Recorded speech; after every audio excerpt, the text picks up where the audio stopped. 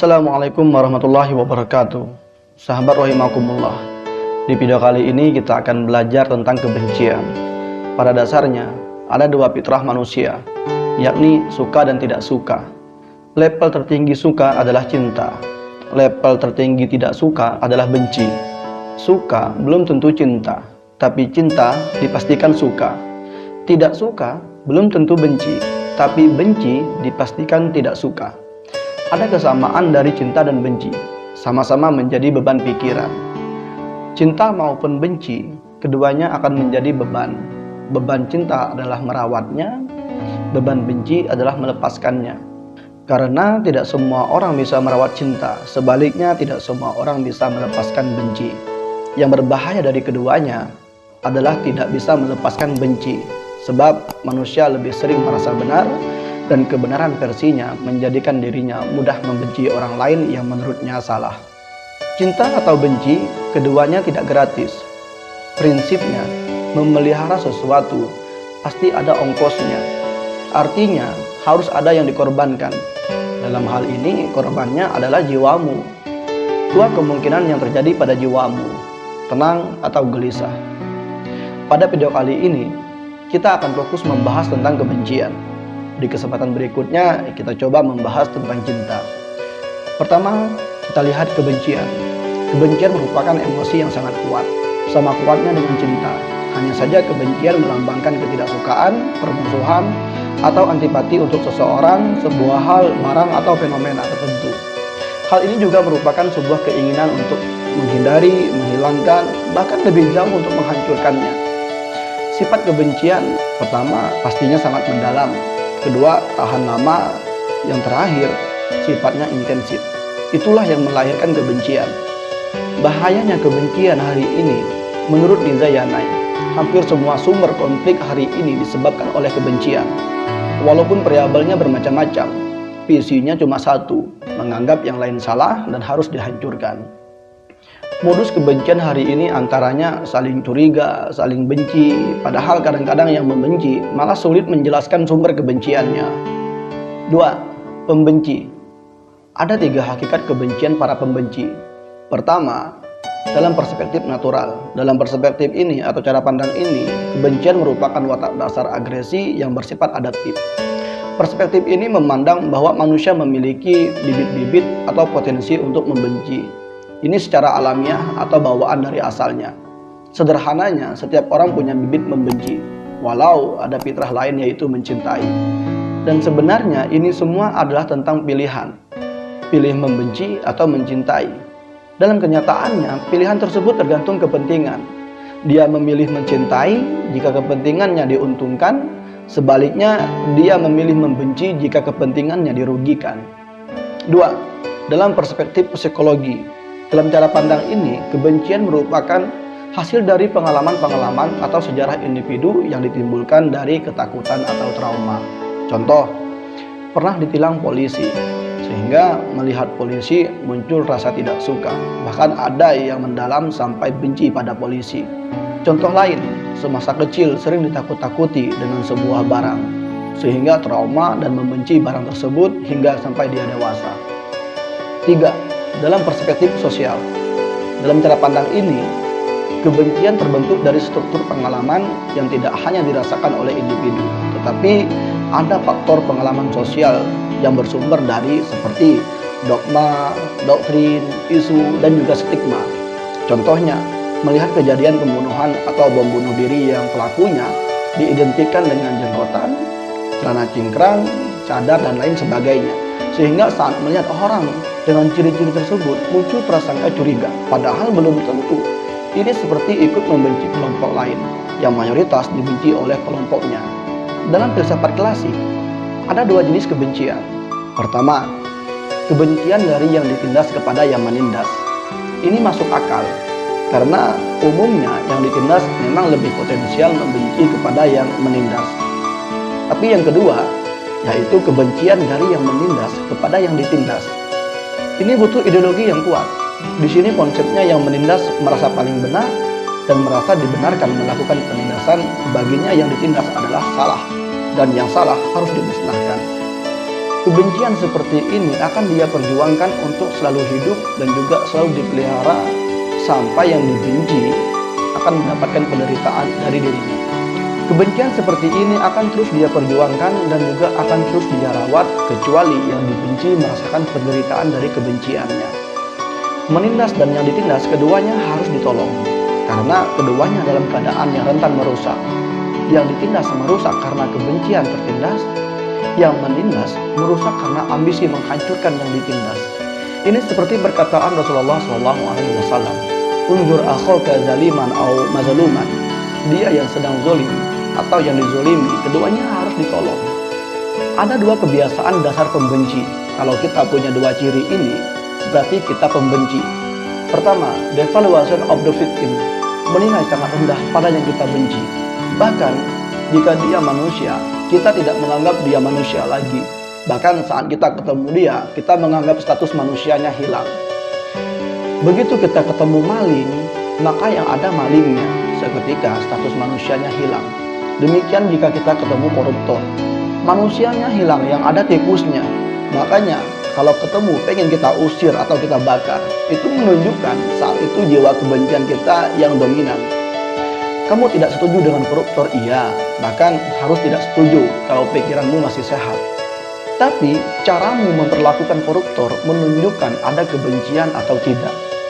Manusia itu hidup multidimensi. Biasanya kalau kita sudah benci, yang kita lihat hanya satu dimensi itu saja, yaitu kebenciannya. Kalau ada orang yang jahat, yang kita lihat jahatnya, dan kita sebut dia secara total sebagai penjahat. Padahal selain kejahatannya, dia juga punya sisi hidup yang lain. 2. Ideologi of the haters, kebencian yang membutuhkan ideologi, yaitu seperti beda sudut pandang atau fanatik terhadap sesuatu, atau menjadikan prinsip sebagai parameter kebenaran dalam mengukur sesuatu. Contohnya, beda keyakinan yang kemudian dijadikan alasan dia untuk membenci yang lain, dan masih banyak contoh lainnya. Indikatornya jika dia sudah benci, maka simpatinya hilang, apalagi empatinya. Berikutnya, 6 kebiasaan gaya mikir yang memicu kebencian. Pertama, overgeneralisasi, melihat sebagian kecil untuk menyimpulkan sebagian besar. Ini biasanya karena minim riset, sehingga hal yang kecil dijadikan sampel untuk menyimpulkan sesuatu yang besar. Yang kedua, read the thought, merasa bisa membaca pikiran orang lain. Ini tipe orang yang sering curiga. Ya, contohnya itu banyak. Jika ada orang yang mendekatinya dengan rasa curiganya, dia mulai untuk waspada. Bahkan ada yang dengan ciri tertentu dia mulai curiga dan membenci ciri-ciri tersebut, sehingga dia mulai menjaga jarak atau menjauh. Padahal belum tentu orang yang ada di dekatnya ingin berbuat sesuatu yang buruk pada dirinya. 3. Emotional reasoning, tanggapan subjektif dianggap mewakili realitas. Ya, ibaratkan satu yang tidak suka, yang lain ikut tidak suka. Ya, ibaratkan saya analoginya begini. Saat nyicip teh, merasa teh itu pahit, kemudian yang mendengar saat saya bilang teh itu pahit juga menyimpulkan bahwa teh itu pahit, sehingga dia juga ikut tidak mau minum teh. Padahal manisnya versi saya, beda manisnya versi dia. Nah, untuk tahu itu maka dia harus mencicipi. Nah, itu seharusnya, sehingga kesimpulannya lebih objektif. Di sini diarahkan untuk kita supaya kita berpikir lebih objektif, bukan subjektif. Berikutnya, customization, menganggap satu sebab menjadi semua sebab, padahal ada sebab yang lain. Nah, ini banyak. Menganggap satu kejadian atau satu objek menjadi perihal, menjadi alasan terjadinya suatu permasalahan yang sehingga kita benci adalah satu objek tersebut. Padahal belum tentu. Mungkin ada hal-hal yang lain yang bisa menjadi penyebab atau faktor terjadinya hal-hal yang kita benci. 5. Maximization atau minimization, hal penting dianggap tidak penting atau hal tidak penting dianggap penting. Ini banyak. Dan ini juga bisa memicu kita untuk membenci sesuatu, karena hal yang kecil kita anggap besar, hal yang besar kita anggap kecil. Hal yang sebenarnya sepele kita persulit atau diperumit, sebaliknya hal yang seharusnya rumit tapi kita sepelekan. Sehingga ada beberapa hal yang bisa memicu rasa kebencian di hati kita karena tidak bisa menanggulangi hal-hal yang sebenarnya kecil adalah kecil, besar adalah besar. 6. Catastrophic thinking, sama halnya dengan overacting, melihat sesuatu dengan berlebihan, tidak sesuai dengan porsinya. Nah, contohnya seperti ya mungkin baru-baru ini COVID ya, corona ya. Saat kita tahu bahwa gejala corona yaitu seperti asma, sesak napas, sehingga saat kita atau orang lain yang merasakan sesak napas, kita mulai menyimpulkan dengan rasa panik bahwa itu adalah corona, sehingga yang disimpulkan itu menjadi hal yang kita benci. Nah, dalam hal ini yaitu corona itu.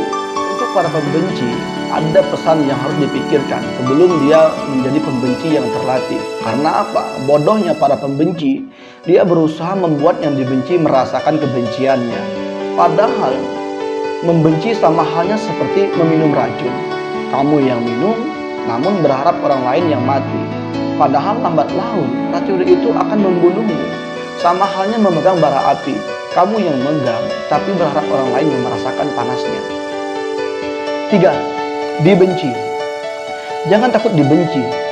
Jika kamu dibenci karena kesalahanmu, kenyataannya kamu adalah salah, terima itu. Dan jika kamu dibenci sedangkan kamu tidak merasa salah, kembali membenci bukanlah solusi. Jika untuk kebenaran kamu dibenci, mungkin kebenaranmu belum tentu bijak. Jika kamu berusaha bijak namun tetap dibenci, maka ingat, mustahil kamu bisa membahagiakan semua orang. Orang bijak mengatakan, jangan berusaha menjadi pelangi untuk orang yang buta warna. Ingat, jangan siksa jiwamu untuk ikut membenci orang yang membencimu. Faktanya, tidak ada manusia tanpa cacat di mata manusia lainnya. Bahkan, Nabi Muhammad SAW, manusia yang mulia pun sempat dibenci dan dilempari batu saat menyampaikan kebenaran. Jadi, jangan habiskan energimu untuk membenci orang lain. Jika kamu benar, maka gunakan kedua tanganmu untuk menutup kedua telingamu. Karena mustahil kedua tanganmu mampu menutup banyak mulut orang yang membencimu. Nietzsche menawarkan solusi dari kebencian.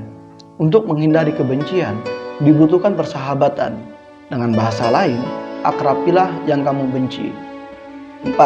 Kemaafan. Memaafkan kebencian untuk sebagian orang mungkin berat atau sulit.